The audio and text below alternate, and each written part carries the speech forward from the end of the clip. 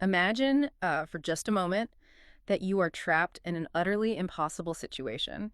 And I'm not talking about a stressful week at work or, a passing financial hiccup.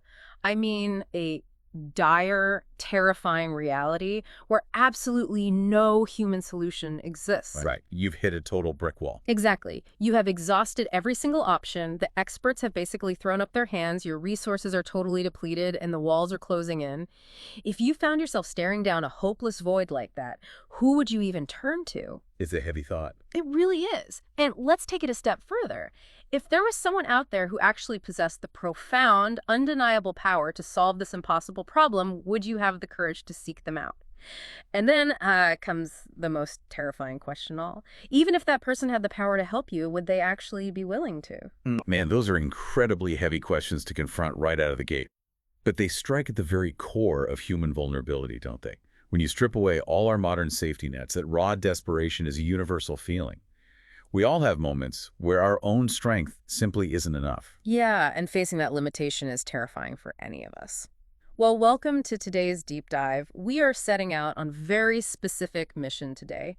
We're exploring a profoundly thought-provoking reflection based on a famous historical and biblical passage, specifically Mark chapter 1, verse 40. And just to frame this for you, the listener, our goal today isn't to preach at you. We're going to unpack the profound historical, social, and spiritual ideas presented in this source document. Right, it's not just a dusty, ancient character study. Exactly. It analyzes this deeply pivotal encounter between a desperate leper and Jesus. And then it explores how the author applies the mechanics of that ancient story as a pretty striking metaphor for our own modern human struggles. It's a fascinating dissection of pride, fear, and ultimately dependence. It really is a heavy setup, but it's absolutely necessary to understand the stakes of this encounter. Okay, let's unpack this. The reflection doesn't start with the spiritual metaphor at all. It grounds us firmly in the gritty, devastating reality of what it actually meant to have leprosy in that specific era. Which was completely different from how we view illness today. Oh, completely. It paints a picture that is almost hard for our modern minds to fully wrap around. This wasn't just a painful physical disease. It was an absolute sentence to deep, inescapable social and spiritual isolation. And that isolation is really the absolute linchpin in the entire narrative. Yeah. To understand this leper's desperation, you have to look at the legal and religious context the text provides. Right. By the law of that era, a person with leprosy wasn't just classified as sick. They were designated as ceremonially unclean. Ceremonially unclean. Yeah, and that specific phrase carried immense catastrophic weight. It meant forced, immediate eviction from your community. You were legally mandated to live completely apart from your family, your friends, your entire support system. Which means your entire identity is suddenly it's stripped away. You aren't a father, you aren't a blacksmith or a neighbor anymore, you are just your disease. You're defined entirely by your affliction. And significantly, the text notes that a leper was strictly banned from entering the synagogue or the temple to worship. Uh-huh. In the ancient world, communal worship wasn't just, a weekend activity.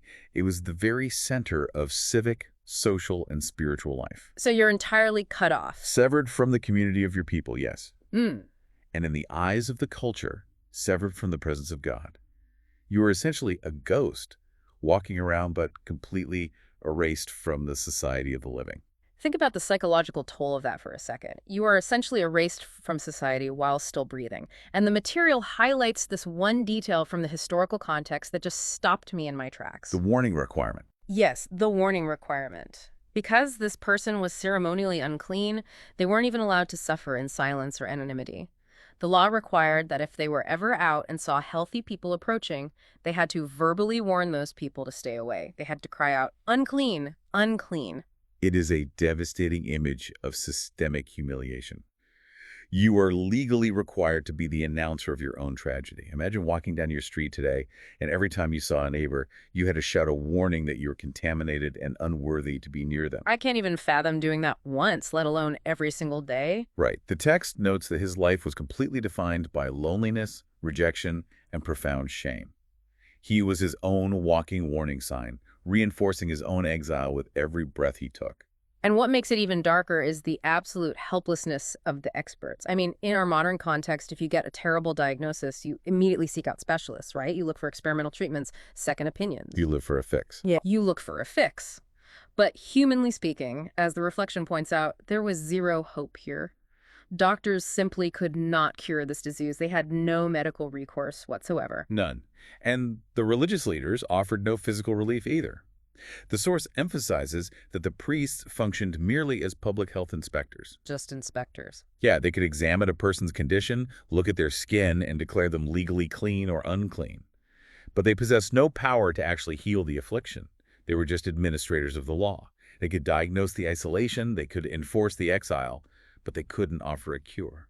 Imagine going to a hospital where the doctors only tell you how terminal you are, stamp a rejected label on your forehead, and then kick you out the door. That was the stark reality. So you have no medical hope, no religious hope, and no social support. The text lays out this incredibly bleak trajectory for anyone who contracted this disease. It was a slow, painful physical decline, culminating in a solitary death, completely cut off from the fellowship of humanity. It was a final, irreversible condition. Which perfectly sets the stage for why the central encounter of this passage is so startling and, frankly, so dangerous. Exactly. Because despite his total rejection by the world, despite being legally mandated under threat of severe consequence to stay away from the healthy public, this man does the unthinkable. The narrative in Mark 1.40 shows him daring to approach Jesus. He shatters all the social protocols. He really does. He doesn't run away shouting his warning. He moves directly toward the one person he thinks might have the power to change his reality. What's fascinating here is how the reflection analyzes the man's physical actions during this encounter.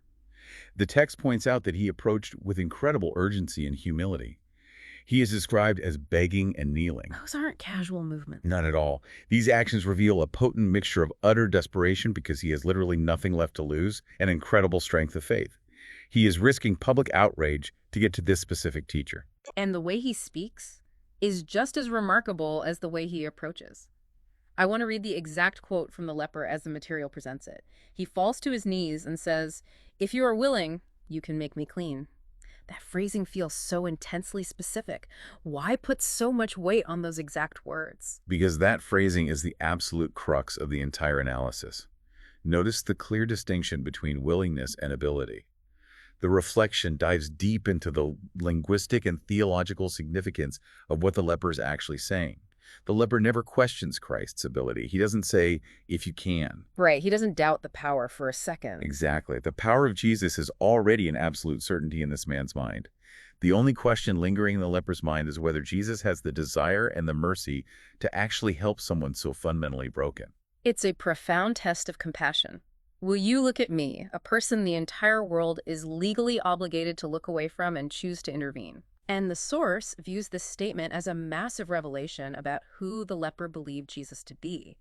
He recognized a divine authority in Jesus that no doctor or priest ever had. He was seeing the very presence and power of God standing right in front of him. It is a staggering display of trust. In a life filled with absolute hopelessness, he placed his entire hope strictly on the willingness and mercy of the person standing before him. Okay, here is where the source material takes a really sharp turn. Up until now, we've been unpacking this as a historical analysis of an ancient encounter. But in the second half of the text, the focus shifts completely. The author moves from historical commentary to a direct spiritual application for the modern believer. The mirror turns toward the audience. Exactly. The physical, incurable disease of leprosy is equated to a spiritual condition, specifically the spiritual uncleanness of sin. If we connect this to the bigger picture the material is trying to paint, the metaphor is highly systematic. Just as leprosy physically separated the afflicted man from his community, sin is presented as a profound barrier that creates separation between people and God, corrupting the human heart in the process. And the argument here is absolute. It asserts that no amount of human effort, no religious ritual, or personal achievement can remove this spiritual stain. Just as the doctors and priests were powerless, human willpower is powerless here. Only Christ can remove it. Which leads to a fascinating psychological contradiction that the text points out regarding modern believers. The intended audience here consists of people who already trust in Jesus. Yet, the material observes that these same believers frequently hesitate to bring their actual daily needs to him. It's a striking paradox. You believe someone has the power to fix the universe, but you won't ask them to help fix your Tuesday. And the material doesn't just point out that we hesitate, it provides a very insightful list of reasons why we hold back. We build our own barriers. We really do. First, we convince ourselves that our problems are simply too small. Right. We think, well, a CEO wouldn't bother with a minor accounting error, so why would God bother with my bad habit or my daily anxiety? The second reason provided is a struggle with doubt. And importantly, it's not doubting the power itself, it's doubting the care. We doubt if he truly cares about our specific struggles. It goes right back to the leper's question. Not can you, but are you willing? Exactly. And the third reason is simple stubbornness. We fiercely prefer to rely on our own strength, our own wisdom, and our own resources first. We want to be the authors of our own solutions. It reminds me of a homeowner dealing with a massive plumbing disaster. You see a leak, and instead of calling a professional who can fix it in an hour, you grab some duct tape. Then you try a wrench. Right. Then you're watching tutorial videos while the water literally rises to your ankles. You stubbornly refuse to call for help until the entire first floor is flooded. And the author poses a really challenging question to the reader here. Do you immediately bring difficulties to him, or do you try to solve them on your own, only turning to God when every other option completely fails? Treating divine intervention as a last resort. You exhaust all your own energy, and only when you are totally bankrupt of ideas do you finally drop to your knees. The text highlights that this last resort mentality is the exact opposite of the leper's approach. The leper knew human options were utterly useless from the very first second. He came with complete, unadulterated dependence. So what does this all mean? When we zoom out and look at the entirety of this reflection, what is the ultimate lesson we're supposed to walk away with? The text presents this nameless, culturally isolated, physically broken leper as the ultimate role model for how to approach God. Coming directly, with simple, sincere trust. Yes, relying entirely on his mercy and power rather than human effort. The material concludes with a very direct call to action for the listener. The encouragement is to stop managing your own isolation. Do not stay distant.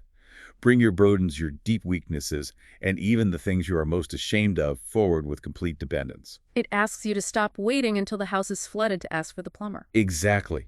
Just boldly state, if you are willing, you can make me clean, and then trust the response. It's an incredible framework to process. It is. And this raises an important question, something for you to deeply consider long after we wrap up this discussion today. We spent this entire time analyzing a man who was legally mandated to stay isolated.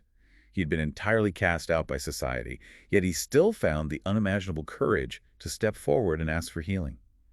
If he could push through all those insurmountable walls, what invisible self-imposed barriers are we letting hold us back from seeking the help, grace, or restoration we desperately need today? That is a profound place to leave it. The barriers we build in our own minds are often much stronger than any external law.